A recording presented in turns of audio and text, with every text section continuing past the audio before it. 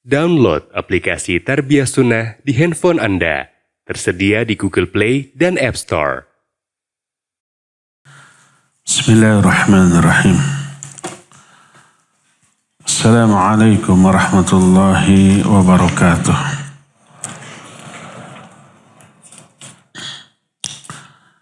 Alhamdulillahilladzi hadana lihadza wa ma kunna linahtadiya laula an hadana Allah. Wa asyhadu an la ilaha illallah wahdahu la syarika lah. Wa asyhadu anna Muhammadan abduhu wa rasuluh. Ya ayyuhalladzina amanu taqullaha haqqa tuqatih wa la tamutunna illa wa antum muslimun. Wa ba'd. Ikhwati fillah, azanillahu wa iyyakum, para asatidzah al-kiram, para santriwan dan santriwati, juga jamaah sekalian yang ada di Masjid Al-Islam di Pondok Pesantren Al-Islam Cilengsi, Bandung. Cilenyi. Juga para pendengar radio Tarbiyah Sunnah Bandung, para netizen melalui akun media sosial manapun di mana saja Anda berada, kita kembali berjumpa untuk melanjutkan kajian tentang ilmu dengan tema agar ilmu menjadi barokah.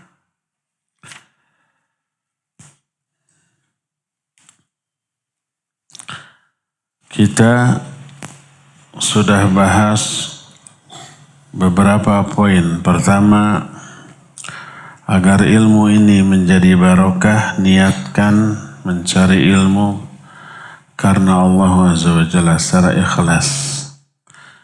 Mencakup 3 poin. Pertama, meniatkan mencari ilmu hanya untuk meraih apa-apa yang ada di sisi Allah, baik ampunannya, pahalanya, keridhaannya, rahmatnya, mahabbahnya, dan seterusnya. Kedua, meniatkan mencari ilmu untuk menghilangkan kebodohan dari dirinya dan kebodohan dari diri orang lain. Ketiga, mencari ilmu diniatkan untuk membela syariat. Kita lanjut yang keempat. Agar ilmu ini menjadi barokah, tanamkan adab berikut ini, yaitu rihabatus sadr fi masailil khilaf. Berlapang dada dalam permasalahan yang diikhtilafkan.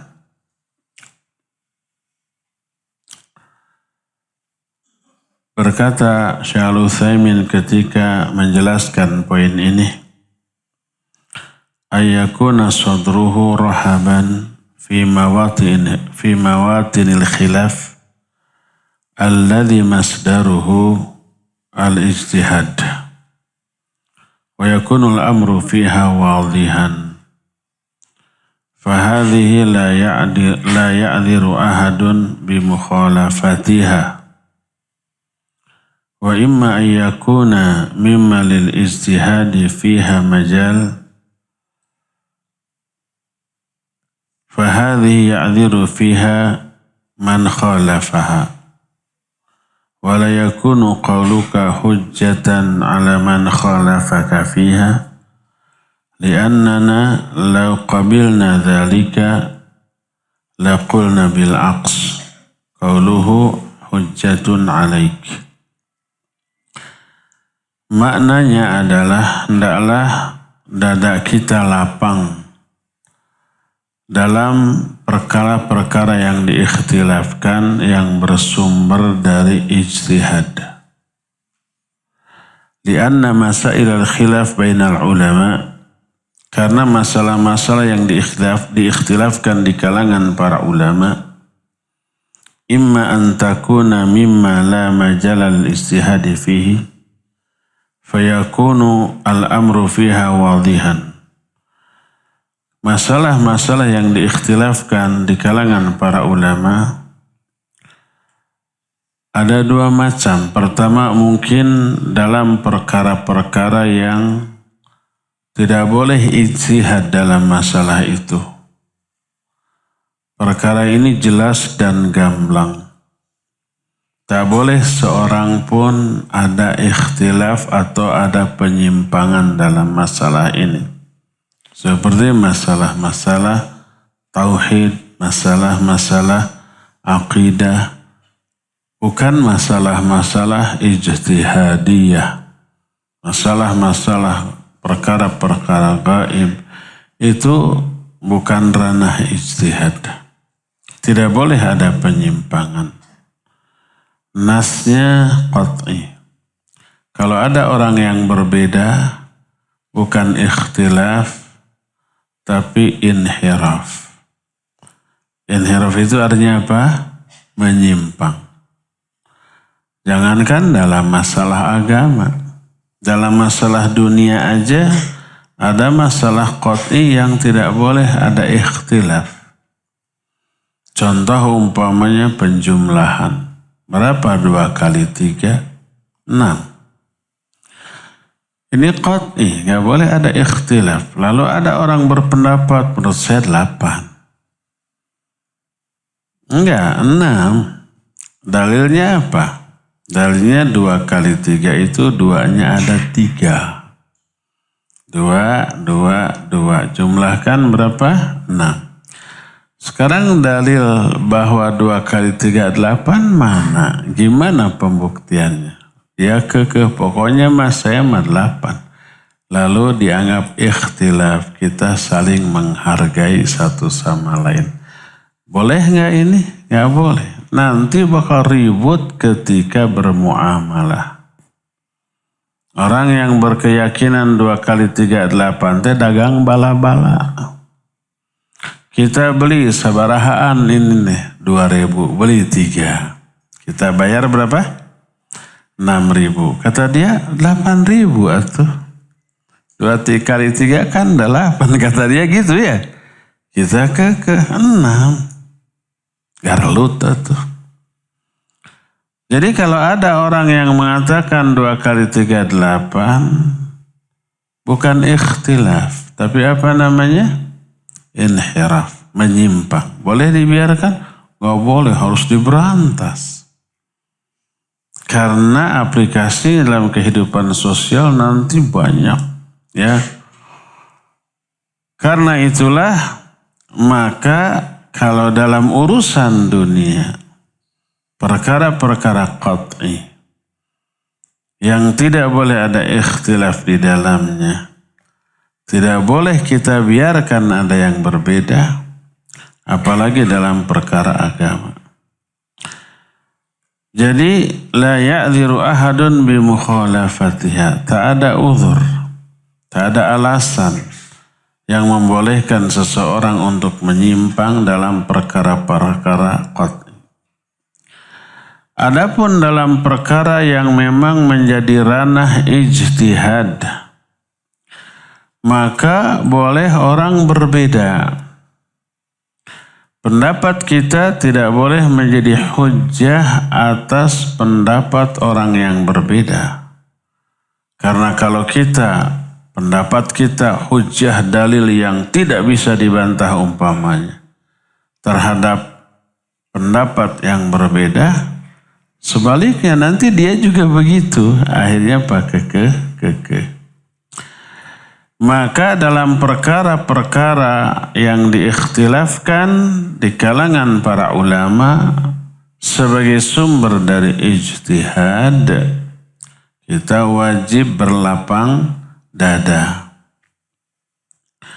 Dan tidak boleh perbedaan pendapat dalam masalah-masalah ijtihadiyah menyebabkan saling cela, saling menyudutkan, saling membid'ahkan, saling menyesatkan, nggak boleh.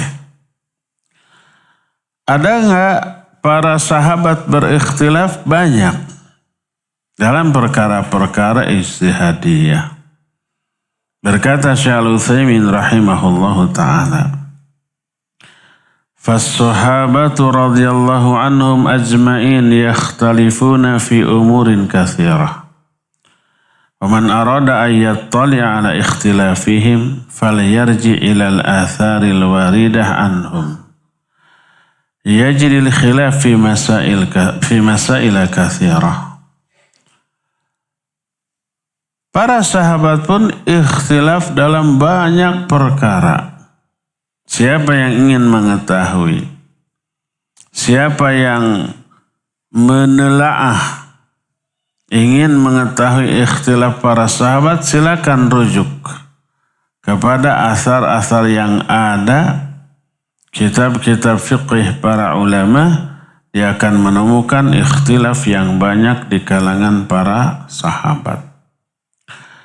Dan walaupun ikhtilaf dan berbeda, para sahabat tidak saling mencela, tidak saling membenci, tidak saling memusuhi.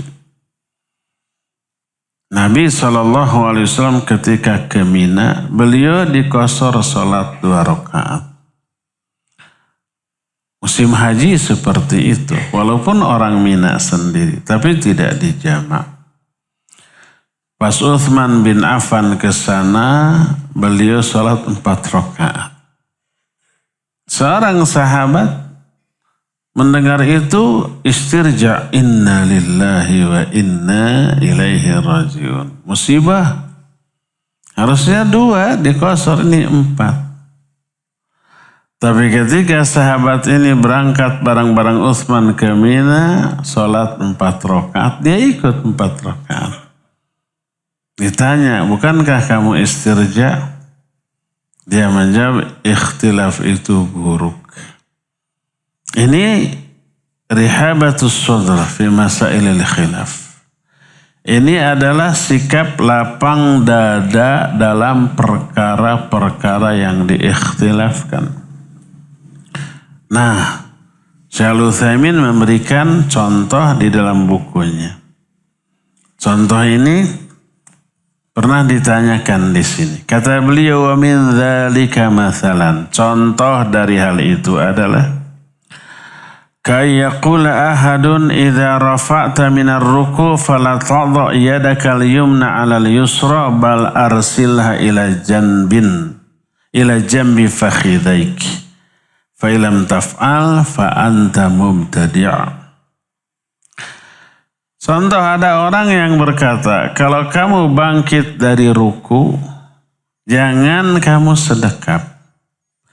Jangan kamu letakkan tangan kananmu di atas tangan kiri, tapi ulurkan ke samping 2 pahamu. Jadi, dari ruku, sami Allahu liman hamidah, jangan begini, tapi ke bawah. Fa'ilam taf'al fa'anta mubtadi'. Kalau kamu tidak begitu, tidak ke bawah, kamu ahli bid'ah. Ada yang membid'ahkan sami Allahu liman hamidah ke sini? Ada. Siapa? Salah satunya adalah Syekh Al-Albani rahimahullah dalam kitab Sifat Salat Nabi. Berkata Syekh Al-Utsaimin, kalimah mubtadi' laysat hayyinan 'alan nafs. Tuduhan mubtadi' ini bukan sesuatu yang enteng bagi jiwa, berat. Dituduh ahli bid'ah. Lalu dikatakan idza qala li hadza sayahdutsu fi sadri syai'un minal karahah. Kalau ada orang yang berkata gitu kepadaku, akan ada rasa benci, rasa kesal, rasa tidak suka. Li'anal insan bashar. Karena manusia itu ya manusia. Dan kalau ada tuduhan buruk, pasti ada ketidaknyamanan. Masalah ini adalah masalah yang luas, diikhtilafkan oleh para ulama. Dan itu sudah terjadi sejak zaman baheula. Sampai Imam Ahmad rahimahullahu ta'ala membolehkan kedua-duanya. Kata beliau, faman arada ayaqbid falyaqbid, faman arada ayyursil falyursil. Siapa yang mau sedekap silakan, siapa yang mau ke bawah silakan. Perkataan Imam Ahmad ini menunjukkan di zaman Imam Ahmad sedekap atau tidak ini sudah terjadi. Sudah apa? Sudah tersebar. Lalu apa pendapat yang lebih kuat? Apakah sedekap ataukah ke bawah? Ini hanya salah satu contoh ikhtilaf yang kita harus berlapang dada. Yang lebih kuat sedekap apa ke bawah? Yang lebih kuat ke bawah. Bagi orang-orang yang berpendapat ke bawah. Bagi yang berpendapat sedekap, sedekap. Dan Syekh Al-Utsaimin, ulama-ulama Najd, ulama-ulama Saudi rata-rata berpendapat sedekap. Kata Syekh Al-Utsaimin fal jawab, as-sunnah an tad'a yadaka al-yumna 'ala al-yusra idza rafa'ta min ar-ruku' kama tad'uha idza kunta qa'iman. Sunnahnya adalah engkau letakkan tangan kananmu di atas tangan kiri apabila bangkit dari ruku sebagaimana yang engkau lakukan ketika berdiri sebelum ruku. Sebelum ruku kita sedekap apa ke bawah? Sedekap. Baca iftitah, baca fatihah, baca surat, sedekap. Seperti itu yang kita lakukan setelah bangkit dari ruku. Apa dalilnya? Dalilnya hadis sahih riwayat Imam Bukhari dari Sahal bin Sa'ad. Dia berkata, kana an-nasu yu'maruna ay yad'a ar-rajulu yadahu al-yumna 'ala dhira'ihi al-yusra fi shalah. Manusia, maksud manusia itu para sahabat zaman itu. Termasuk kita. Diperintahkan untuk agar seorang meletakkan tangan kanan di atas hasta yang kiri di dalam sholat. Lalu kata beliau, "Faltanzur hal yuridu bidzalika fi halis sujud, aw yuridu bidzalika fi halir ruku, aw yuridu bidzalika fi halil qu'ud."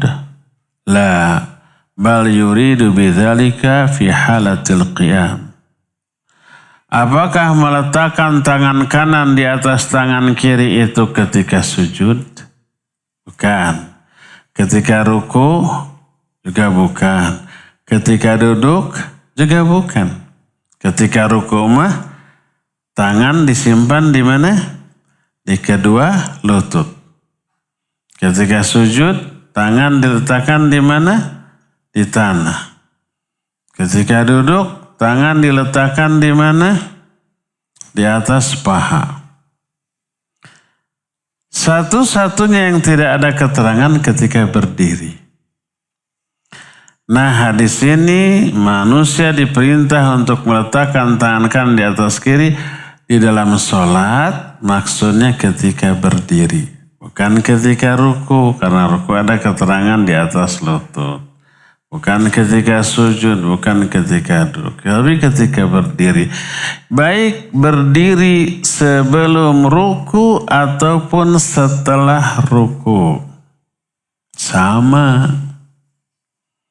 Itu yang pertama, dalil dari yang diambil dari pemahaman hadis tadi.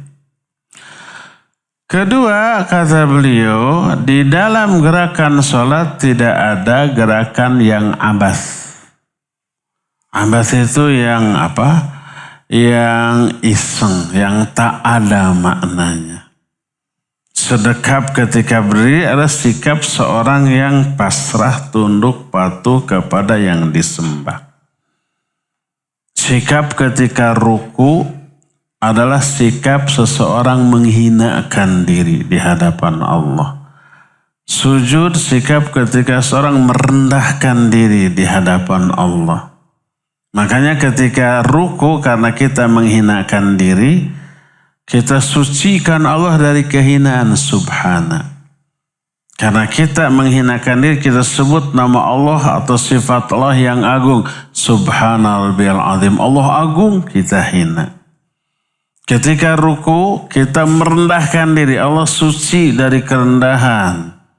Dibaca subhana. Ketika kita merendah, sebut nama Allah tertinggi lawan dairna. Subhana rabbiyal a'la. Jadi munasib, cocok, matching, sesuai antara sikap tubuh dengan isi zikir yang dibaca. Nah, jadi setiap gerakan dalam sholat itu ada makna.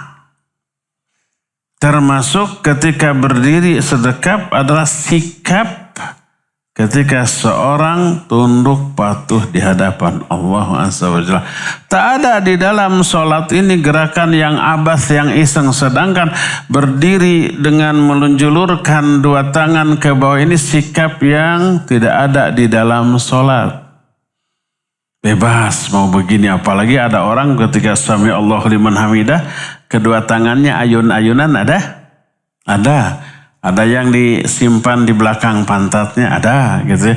Ada yang sami Allahu liman hamidah gini atau begini gitu ya. Itu sikap yang abas. Abas itu apa? Sia-sia, pengangguran, gak ada makna. Maka bangkit dari ruku adalah sikap yang sama dengan sebelum ruku.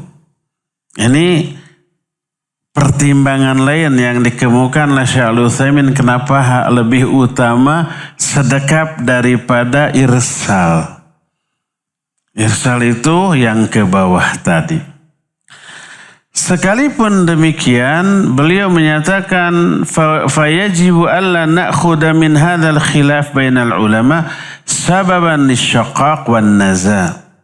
Li'annana kullana nuridul haqqa wa kullana fa'ala ma addahu al-izhaduhu ilaih. Wajib bagi kita untuk tidak menjadikan ikhtilaf di kalangan para ulama sebagai sebab terjadinya kebencian dan permusuhan. Tidak boleh. Pernah ada keterangan yang menyatakan ikhtilaf umatku ini rahmat? Ada? Pernah dengar? Itu isinya benar. Bukan diambil dari hadis ikhtilafu ummati rahmatun. Tapi diambil dari ayat. Dan ini dibeberkan oleh siapa? Oleh Imam penyusun kitab Al-I'tisam. Imam Asy-Syafi'i rahimahullah. Beliau menyatakan bahwa ikhtilaful ulama ka'ittifaqihim. Ikhtilaf para ulama itu sama dengan ittifaqnya mereka. Para ulama ikhtilaf menunjukkan mereka sepakat. Sepakat dalam hal apa? Sepakat bahwa masing-masing kita beramal berdasarkan ilmu. Ulama ini beristihad berdasarkan ilmunya begini. Ulama itu beristihad berdasarkan ilmu begitu, beda. Lalu mereka berpegang teguh kepada ilmunya masing-masing. Ini kesepakatan mereka, kita beramal berdasarkan ilmu. Walaupun bentuk amalnya berbeda karena pertimbangan ilmunya berbeda. Allah berfirman di dalam Al-Quranul Karim. Kata Allah, وَلَا يَزَالُونَ مُخْتَلِفِينَ إِلَّا مَنْ رَحِمَ رَبُّكَ. Manusia itu selalu ikhtilaf. Kecuali orang-orang yang Allah rahmati. Berkata Imam Syatibi rahimahullah ketika menjelaskan ayat ini. Beliau mengatakan bahwa ayat ini menunjukkan karakter dasar manusia suka ikhtilaf. Kenapa? Pertama diungkapkan dalam bentuk kalimat la yazalun. La yazalun itu artinya tidak henti-hentinya, terus menerus gitu ya. Kedua mukhtalifin. Mukhtalifin itu isim fa'il dari ikhtalafa. Ikhtalafa yakhtalifu ikhtilafan fahuwa mukhtalifun. Mukhtalif itu isim fa'il dari ikhtalafa. Kata Imam Syatibi rahimahullah, wa ismul fa'il yufidud dawam wal istimrar. Isim fa'il ini memberi makna dawam dan istimrar. Dawam itu terus menerus, selalu, always. Tidak pernah never gitu. Dengan dua alasan ini, beliau menyatakan ikhtilaf ini karakter dasar manusia. Selalu ikhtilaf. Tapi ada yang dikecualikan. Siapa? Illa man rahima rabbuk. Kecuali orang-orang yang dirahmati oleh Allah. Orang yang dirahmati oleh Allah mah tidak akan ikhtilaf. Loh, bukankah para sahabat, para ulama juga ikhtilaf? Berarti mereka nggak dirahmati oleh Allah dong. Belum selesai penjelasannya. Beliau menyatakan ikhtilaf ada dua jenis, dua macam.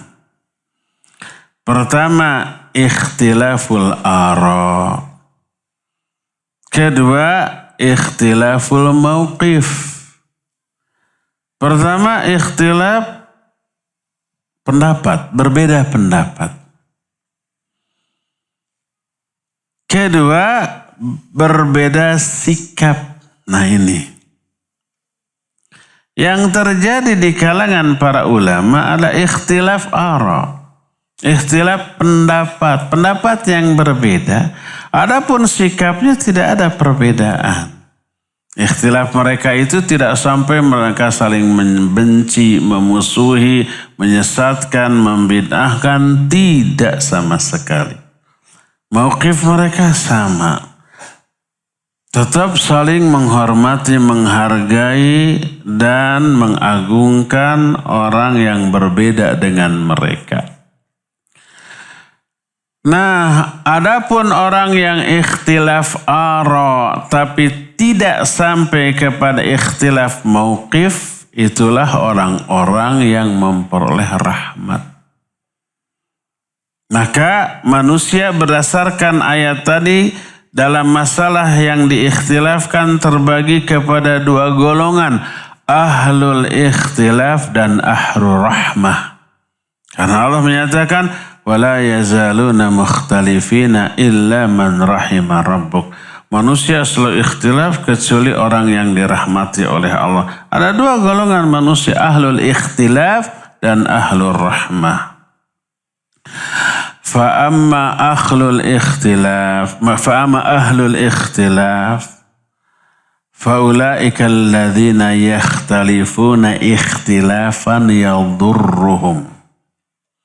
Adapun orang-orang ahlul ikhtilaf adalah orang-orang yang berikhtilaf dengan ikhtilaf yang memberi madarat kepada mereka.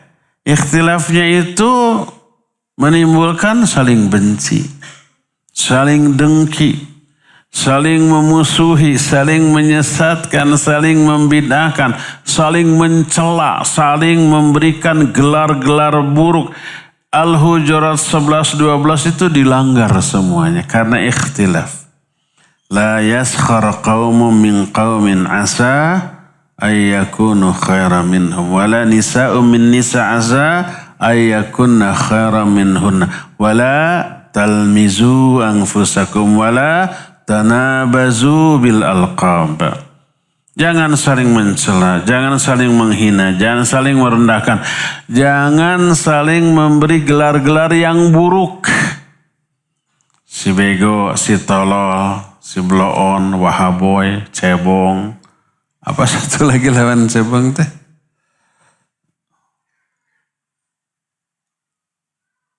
Apa lawan cebong kemarin? Ya udah jangan diingat-ingat, bisa diucapkan. Itu wala talmizu anfusakum wala tanabazu bil alqab, ya. Itu dilanggar itu. Ijtanibu katsiran minadh-dhann inna ba'dadh-dhanni itsm wala tajassasu wala yaghtab ba'dukum ba'dha. Itu dilanggar itu. Karena ikhtilaf.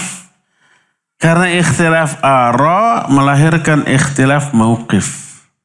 Ikhtilaf fi'li. Saling benci, saling musuh, saling mencela. Nah inilah ahlul ikhtilaf, menimbulkan madarat. Akhirnya gak mau sholat, gak mau diimami sama dia. Beda pendapat gitu. Akhirnya lebih baik apa?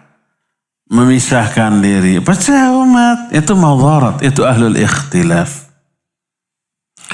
Wa amma ahlur rahmah fayakhtalifuna ikhtilafan la yadurruhum bal yanfa'uhum. Adapun ahlur rahmah adalah mereka ikhtilaf ara. Tapi dengan ikhtilaf yang tidak memberi madarat, bahkan memberi manfaat. Apa manfaat dari ikhtilaf? Banyak. Sampai Imam Umar bin Abdul Aziz rahimahullah ta'ala menyatakan, aku tidak suka kalau umat ini tidak ikhtilaf. Aku lebih suka ikhtilaf. Kenapa? Pertama, manfaat dari ikhtilaf adalah mendorong orang untuk belajar menelaah. Ini dalilnya apa, itu dalilnya apa, lalu dikomparasi mana yang lebih kuat. Diambil yang lebih kuat dalilnya, hormat, menghargai pendapat yang tidak diambil. Ini yang pertama manfaatnya.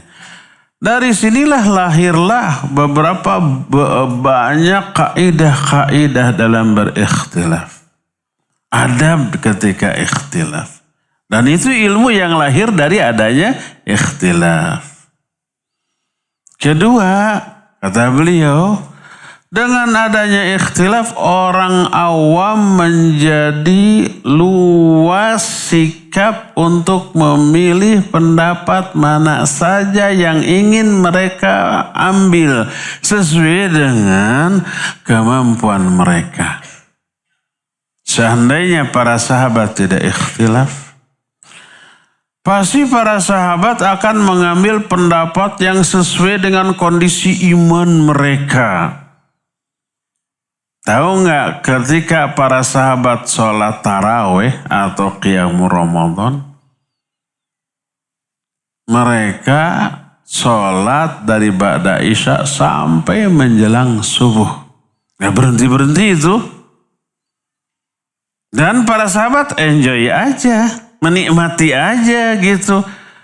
Hari pertama panjang, hari kedua tambah banyak, hari ketiga tambah banyak, hari keempat nggak nampung lagi itu masjid. Padahal sholatnya semalam suntuk. Kenapa? Iman mereka hebat. Kalau kita mah pas pertama umpamanya sholat taraweh 2 jam, besoknya nggak datang lagi.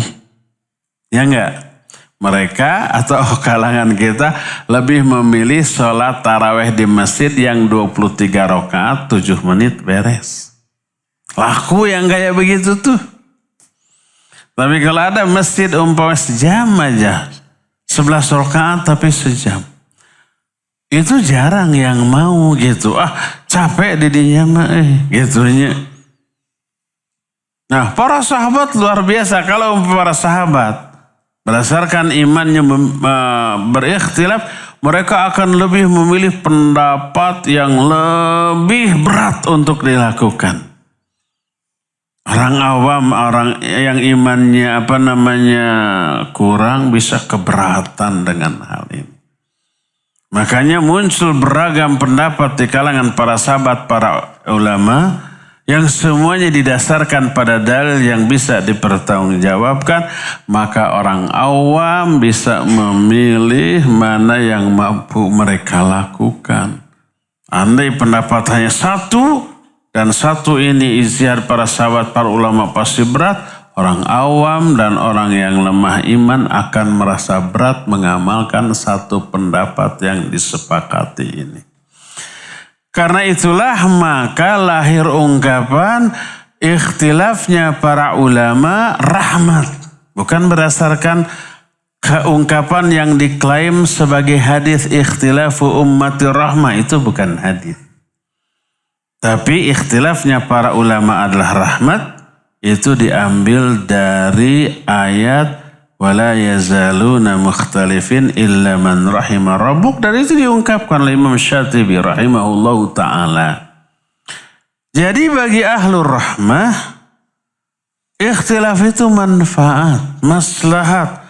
Dan inilah yang terjadi di kalangan para sahabat dan para ulama. Walaupun ikhtilaf yang terjadi di kalangan para ulama ikhtilaf tadad. Tadad itu yang kontradiktif. Tadad itu yang tanaqud, yang saling berbenturan.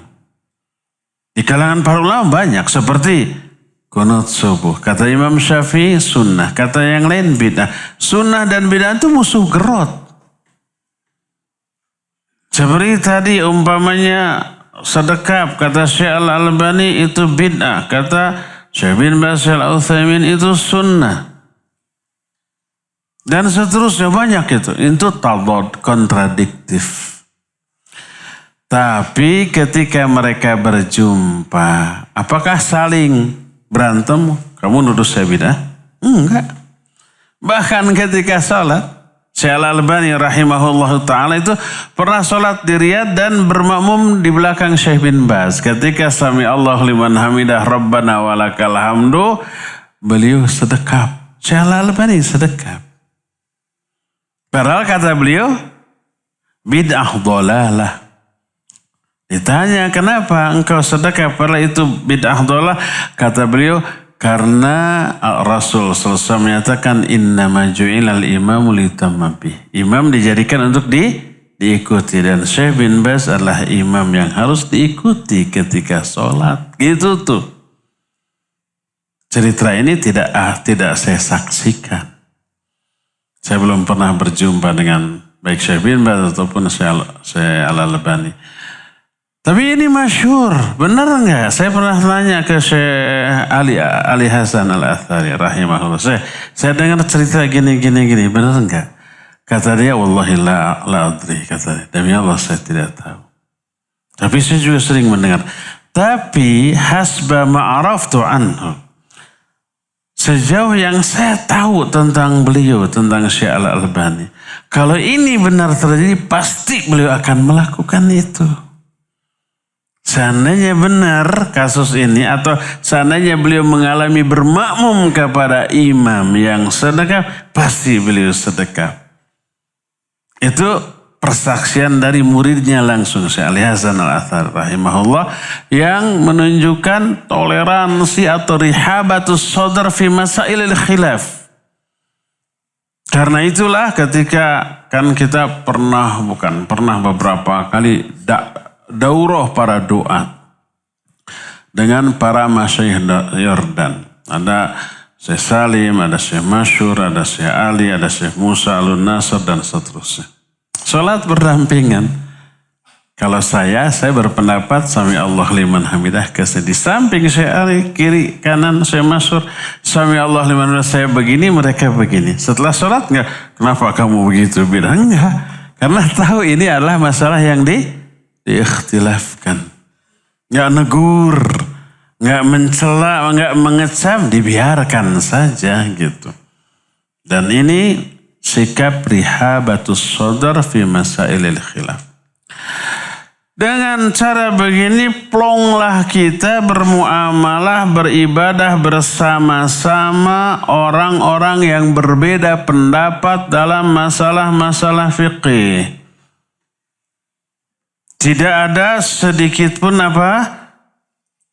ketidaknyamanan, walaupun berbeda.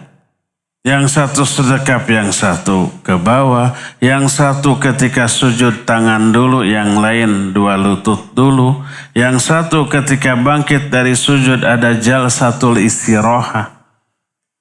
duduk istirahat, ada yang langsung. Tidak masalah. Masalah itu masalah ijtihadiyah, wajib kita berlapang dada. Dan itulah yang ditunjukkan oleh para ulama. Suatu saat ketika Imam Abu Hanifah rahimahullah sudah meninggal. Tapi madrasahnya atau pondok pesantrennya masih ada. Dan Imam Abu Hanifah dan murid-muridnya menyatakan qunut subuh itu bid'ah. Ternyata mereka kedatangan tamu ulama besar, itu Imam Syafi'i rahimahullah. Senang. Sampai mondok di sana, bermalam di sana. Nah, mereka itu bingung. Nanti sholat subuh, kita pasti akan persilakan Imam Syafi'i menjadi imam. Karena selain ilmunya yang tak tertandingi, bacaannya juga Masya Allah ya. Pasti kunut. Gimana menurut kita? Diskusi. Sebab Imam Abu Hanifah ini, murid-muridnya itu dengan murid-muridnya dibiasakan untuk mendiskusikan segala macam masalah. Sampai punya tim khusus begitu. Diskusi mereka sampai pada kesimpulan, kalau imam kunut, kita ikut kunut. Berdasarkan keumuman hadis, apa? Innama ju'ilal imamu liyutamma bih. Imam dijadikan untuk diikuti. Walaupun imam melakukan perbuatan yang menurut makmum bid'ah, tapi menurut imam pasti sunnah ya. Ikuti. Dan dalilnya banyak. Pertama ini. Yang kedua, pernah dengar bid'ah Marwaniyah? Seorang penguasa Marwan melakukan sholat Idul Fitri atau Idul Adha seperti sholat Jumat. Apa perbedaan sholat Jumat dengan sholat Id? Kalau sholat Jumat apa? Khutbah dulu baru sholat. Kalau sholat Id? Sholat dulu baru khutbah. Terbalik kan? Itulah sunnahnya. Marwan melakukan sholat Id seperti sholat Jumat. Khutbah dulu baru sholat. Maka disebut bid'ah Marwaniyah. Ini disebutkan kepada Marwan. Para sahabat saat itu masih banyak yang hidup. Bagaimana sikap para sahabat? Wallahu a'lam. Saya sendiri belum pernah menemukan keterangan bagaimana sikap para sahabat saat itu. Cuma saya pernah bertanya di sebuah daurah yang diisi oleh masyhur dan di antaranya Syekh Akram Ziyadah hafizahullah. Saya tanya, ya Syekh, tentang bid'ah Marwaniyah ini. Ma huwa mauqifus sahabah? Afakanu yusalluna ma'al imam walau kanat sholatul imam mukhalafatan lis-sunnah. Bagaimana sikap para sahabat saat itu? Apa mereka sholat bersama-sama imam, sholat Id? Walaupun sholat imam itu menyimpang dari sunnah. Ataukah para sahabat itu memisahkan diri? Mendirikan sholat sendiri gitu. Berbeda dengan imam. Apa aja beliau? Kanu yusalluna ma'al imam walau kanat sholatul imam mukhalifatan sunnah. Mereka sholat bareng-bareng bersama imam. Walaupun sholat imam itu bertolak belakang dengan sunnah, menyimpang. Karena innama ju'ilal imamul yutamma bih. Kanu yusalluna alaikum. Fa idza asabu falakum walahum wa idza akhtau falakum alaihim. Imam itu memimpin sholat kalian. Kalau benar, pahala bagi kalian, pahala bagi mereka. Kalau salah, pahala bagi kalian sebagai makmum karena ketaatannya kepada imam, dosanya ditanggung imam. Enak kan jadi makmum? Ini dalil kedua. Syekh Al-Utsaimin rahimahullahu ta'ala dalam kitab Fathul Dzil Jalal wal Ikram Syarah Bulughul Maram bab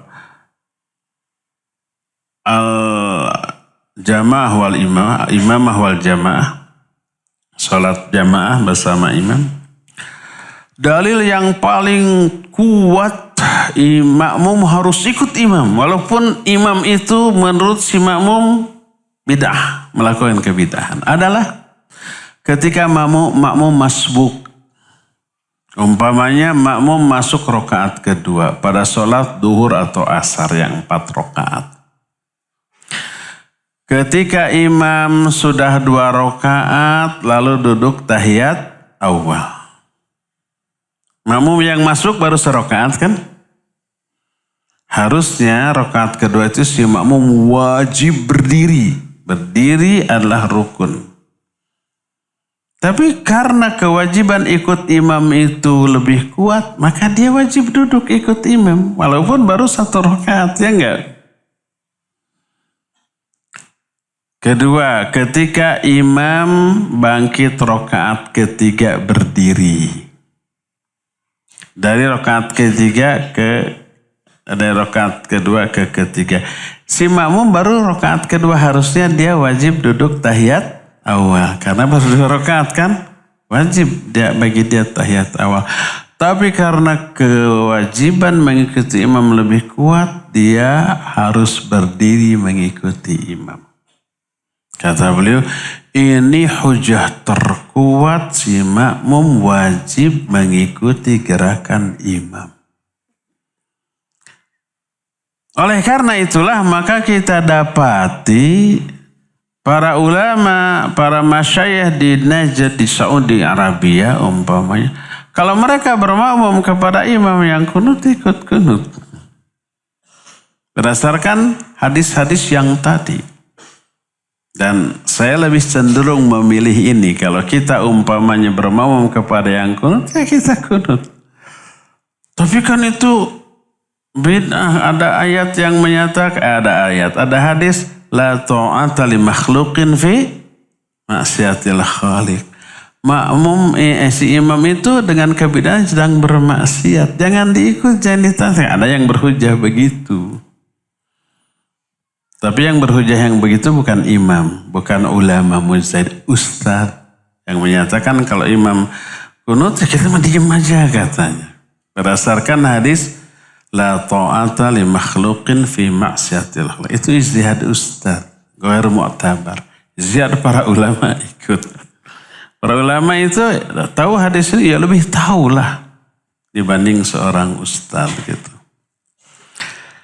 Nah jadi dengan sikap seperti itu, bablas kita. Lapang dada kita, plong nyaman perasaan kita. Siapapun yang menjadi imamnya, maka kita akan mengikutinya karena tuntutan nas tentang hadis-hadis dalam masalah tersebut. Dengan demikian, maka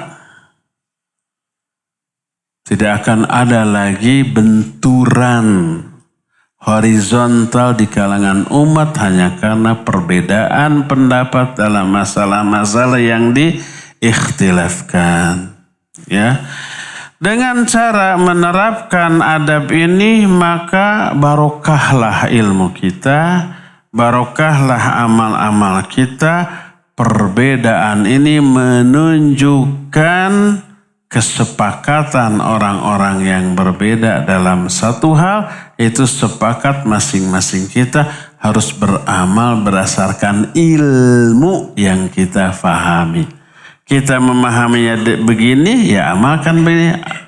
Yang lain memahaminya begitu, ya amalkan sesuai dengan ilmu yang dia fahami. Makanya yang dititik beratkan adalah beramal berdasarkan ilmu, bukan beramal ikut-ikutan orang lain yang kita tidak tahu ilmunya.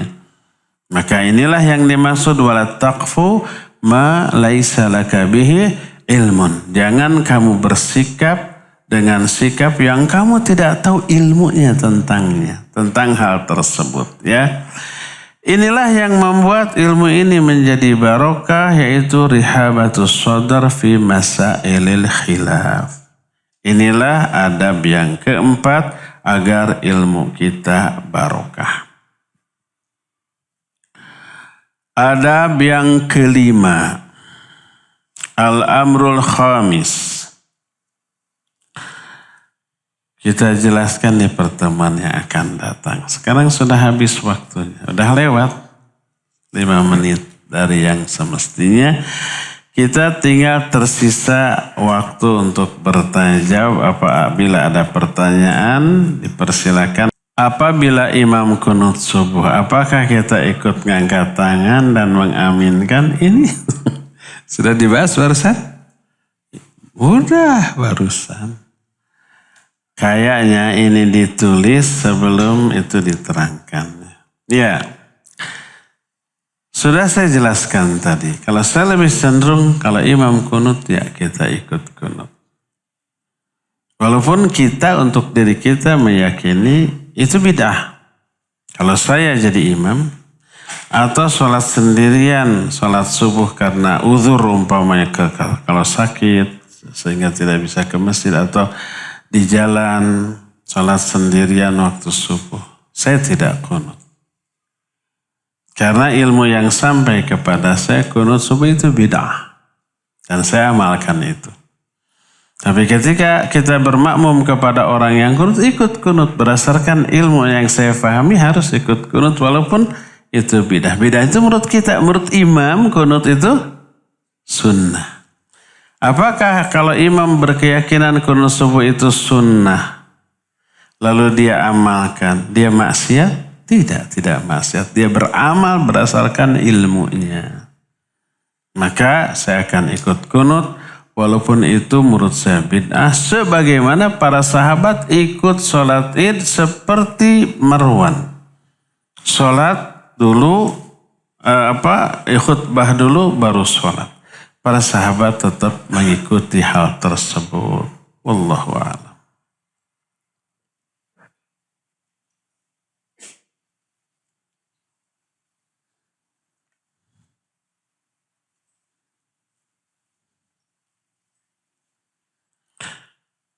Apa hukum doa berjamaah di khutbah Jumat dan di kesempatan lain? Berdoa berjamaah pada waktu khutbah. Maksudnya si khatib berdoa gitu. Ya iyalah, sunnahnya berdoa di akhir khutbah kedua. Dan Nabi SAW melakukan itu. Yang masyhur Allahumma ighfiril mu'minin wal mu'minat wal muslimin wal muslimat al-ahya'i minhum wal amwat hampir selalu dibaca oleh Nabi di setiap khutbah Jumat di rakaat kedua. Di khutbah yang kedua, ya.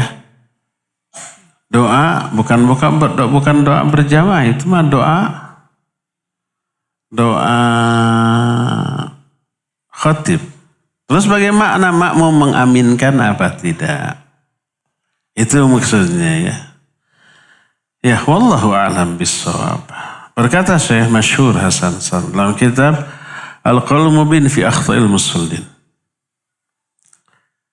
Salah satu kesalahan orang yang sholat dalam waktu sholat Jumat lah mengaminkan dengan suara jahar doa imam. Berdasarkan hadis idza qulta li sahibika yaumal jum'ah ansit wal imamu yakhtubu faqad laghauta faman lagha fala jum'atalah. Kalau kamu berbicara kepada sahabatmu pada waktu Jumat, diam kamu, jangan ribut. Kalau imam sedang khutbah, kamu lagha. Dan siapa yang lagha enggak ada Jumat baginya. Mengatakan diam ketika khutbah itu amar ma'ruf nahi munkar, wajib.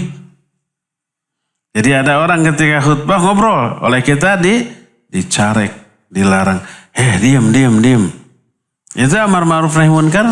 Ya, amar ma'ruf nahi munkar. Apa hukum amar ma'ruf nahi munkar? Wajib. Tapi ketika khutbah itu pun dilarang. Amar ma'ruf nahi munkar yang wajib dilarang ketika mendengar khutbah. Terus gimana tuh kalau ada yang ribut? Imam yang bertanggung jawab. Kecuali kalau si makmum itu ngomongnya ke imam, khatib, tolong itu ribut tuh, carek, boleh. Kalau makmum berbicara ke khatib waktu khutbah boleh. Dan ini banyak terjadi dalam hadis Nabi SAW. Nabi SAW lagi khutbah, datang orang Arab Badui, ya Rasulullah, ini paceklik panjang. Tumbuhan mati, hewan-hewan mati. Tolong berdoa kepada Allah agar Allah itu menurunkan hujan. Waktu khutbah tuh. Oleh Nabi tidak dilarang, tidak dihardik, tidak dicela, tidak disalahkan. Langsung dikabulkan. Beliau berdoa. Allahumma aghithna, Allahumma aghithna, Allahumma aghithna. Langsung tuh turun hujan. Sampai orang-orang bubar itu basah kuyup. Sampai kata para sahabat, aku melihat air hujan itu bergelayutan di jenggot Nabi SAW ketika khutbah. Sebelum bubar itu sudah hujan. Doa Nabi itu cespleng. Tok cer, mujarab, saciduh metu, saucap nyata. Saat itu minta hujan, saat itu turun tuh ya.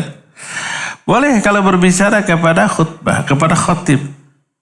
Jadi kalau ada yang ngobrol kita jangan, diam, jangan. Ke khatib tolong carek tuh. Nah gitu ya. Jadi kalau amar ma'ruf nahi munkar yang hukumnya wajib saja sudah terlarang, apalagi yang hukumnya sunnah. Mengaminkan doa hukumnya sunnah. Maka jangan diucapkan secara jahar. Baik mengaminkan doa atau bersolawat kepada Nabi SAW ketika si khatib menyebut nama beliau dan seterusnya. Jawab saja dalam hati, tidak diucapkan secara jahar, termasuk mengaminkan doa ketika khutbah Jumat. Allahu a'lam. Ini yang pertama. Terus yang kedua, apa hukum doa berjamaah selain di khutbah? Kalau dilakukan sekali-sekali secara insidental, tidak dirutinkan, wallahu a'lam boleh. Tapi kalau rutin, setelah umpamanya ada pengajian seperti ini. Jadi setiap berdoa berjamaah, ya. Maka itu tidak. Ini ikhtilaf para ulama. Tapi di Masjid Nabawi setiap ba'da subuh ada majelis Syekh Abdul Razak bin Abdul Muhsin Al-Abbad hafizahumullah. Saya kalau ke sana suka hadir. Itu di akhir kajian itu beliau selalu berdoa. Doanya sama persis itu juga gitu ya. Rutin selalu itu. Bukan nyaris. Tidak pernah saya hadir kecuali mendengar beliau menutup kajiannya dengan doa. Tapi beliau tidak angkat tangan kemudian diaminkan. Enggak. Jadi penutup setelah kajian beres, kemudian Allahumma anfa'ni bima 'allamtani dan seterusnya. Terus ada doa-doa yang lain, tidak sambil angkat tangan terus diaminkan, enggak ya. Orang-orang hanya tertunduk, tidak angkat tangan, hanya mengaminkan ya. Karena ini bukan khutbah Jumat, maka banyak yang mengaminkan secara keras terdengar dan beliau tidak melarang hal tersebut. Nah, kalau sekali-sekali ada pertemuan para duat, tidak rutin, sekali-sekali. Lalu di akhirnya ditutup dengan doa bersama. Wallahu a'lam bishawab, maka tak apa-apa.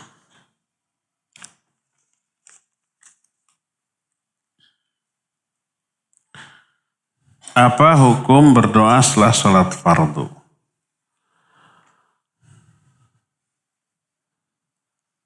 Imam Ibnu Qayyim rahimahullah dalam kitab Ad-Da'u wad-Dawa menyatakan salah satu momen yang mustajab untuk berdoa adalah ba'da sholat. Ba'da sholat fardu. Setelah sholat fardu wirid lalu diakhiri doa. Mungkin yang jadi masalah adalah berjamaah atau tidak. Ini tidak. Karena Nabi SAW pun tidak berdoa memimpin doa tersebut diaminkan oleh para sahabat setiap ba'da sholat fardu. Enggak. Masing-masing itu pertama. Kedua, ada ungkapan kesalahan orang yang sholat dan ini diungkapkan oleh Syekh Masyhur Hasan Salman adalah ketika dalam sholatnya tidak berdoa, di luar sholat setelah sholat baru berdoa. Ini keliru, salah. Kenapa? Karena saat sholat yang paling dekat dengan Allah, berdoalah di dalam sholat. Terutama dalam sujud. Hadis yang menyatakan aqrabu ma yakunu bainal abdi wa baina rabbi wa sajid fa aktsiru fihi doa.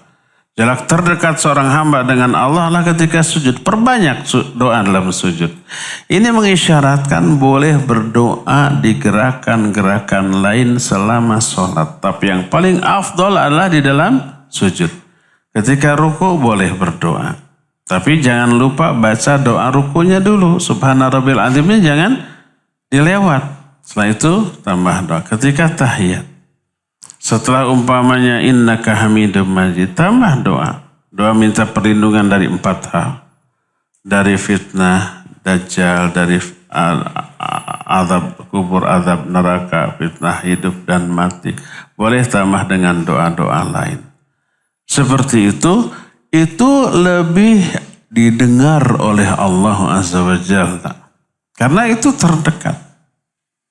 Jangan sampai dalam sholat tidak berdoa, seusai sholat baru berdoa.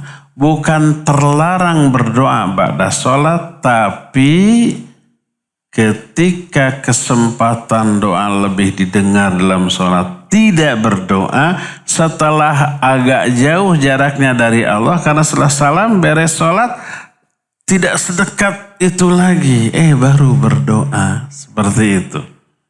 Jadi ungkapan yang dikemukakan oleh Syekh Masyhur bahwa kesalahan orang yang sholat berdoanya ba'da sholat, di dalam sholatnya tidak berdoa. Tidak menunjukkan ba'da sholat itu tidak boleh berdoa.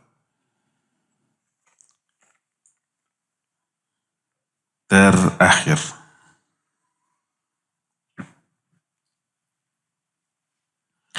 Apa benar sunnahnya dalam satu daerah yang tak terlalu besar, sholat id yang diselenggarakan hanya 1?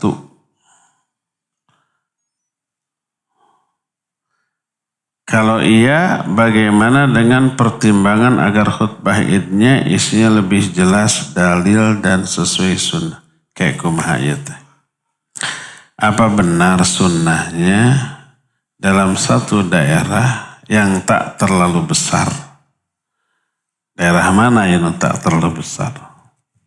Di kita mah sa-RW juga besar. Sa-RW bisa ada beberapa RT dan ada beberapa sholat id. Yang diselenggarakan sunnahnya yang diselenggarakan hanya 1. Kalau iya, bagaimana dengan pertimbangan agar khutbah idnya isinya lebih jelas, dalil dan sesuai sunnah? Iya, kalau memang penguasa yang berwenang mengharuskan demikian, ayo semua warga di satu tempat, nggak boleh ada 2. Lakukan. Kalau tempatnya memungkinkan. Umpamanya di lapang bola gitu kan. Bisa menampung ribuan. Sound systemnya mendukung. Tapi kalau di kita sekarang se-RW 1 lapang nggak cukup. Sok di dia di Cileunyi. Di mana sholat id di dia? Di sholat id di mana? Banyak. Nggak di sini di mana? Bisa menampung se-RT? Enggak. Madarat. Ya enggak? Ya sudah. Semampunya aja. Kalau tidak memungkinkan disatukan waktu, tempat, ya jangan dipaksakan, tidak tertampung. Silakan selama tidak saling mengganggu. Jangan sampai di satu lapangan ada dua. Di imamnya ini di sini, imam di sana, di sana. Di sini dekat, nggak tahu sekarang ya, hanya berapa tahun yang lalu ada masjid yang jaraknya 50 meter di dalam kampus dekat sini. Dua-duanya dipakai Jumatan. Jadi khutbah di sana kedengaran ke sini, khutbah di sini kedengaran di sana. Dan jamaahnya yang di luar karena tidak tertampung, dua-duanya nggak tertampung sampai membludak keluar. Kalau di sini masih khutbah, di sana sudah selesai sholat, jamaah sini pindah ke sana sholat. Ingin buru-buru gitu, saling mengganggu. 50 meter, dua-duanya gede, dua-duanya bagus. Kalau aturan dari Kemenag nggak boleh, minimal 250 meter jaraknya gitu. Untuk menghindari adanya benturan. Kalau umpama masjid dengan masjid itu beda, nah itu nanti sering celah dalam khutbahnya. Karena itulah ada aturan seperti itu. Untuk menghindarkan adanya madarat yang muncul. Jadi tidak harus di satu tempat. Tapi kalau memang bisa dan memungkinkan dan tidak ada madarat, ya itu bagus. Ya. Seperti umpamanya di Madinah, ada masjid Nabawi yang menampung jutaan orang. Di dalam masjidnya tidak tertampung, keluar sampai ke jalan gitu. Wallahu a'lam. Mungkin tidak ada masjid lain yang dekat sana yang menyelenggarakan salat Id. Semuanya ke sana karena memungkinkan tempatnya. Di masjidnya sudah tidak tertampung, pelatarannya luas, di jalan-jalan juga bisa, dan sound sistemnya bagus, terbagus seluruh dunia. Sampai ke sekilometer juga. Di Mekah, di Madinah seperti itu ya. Kalau memungkinkan, iya. Tapi kalau tidak memungkinkan, ya sudah, jangan dipaksakan. Wallahu a'lam bishawab. Cukup ya, sampai di sini saja. Insya Allah kita jumpa kembali 2 Rabu yang akan datang. Subhanakallahum bihamdik. Asyhadu an la ilaha illa anta. Astaghfiruka wa atubu ilaik. Walhamdulillahi rabbil alamin. Wassalamualaikum warahmatullahi wabarakatuh.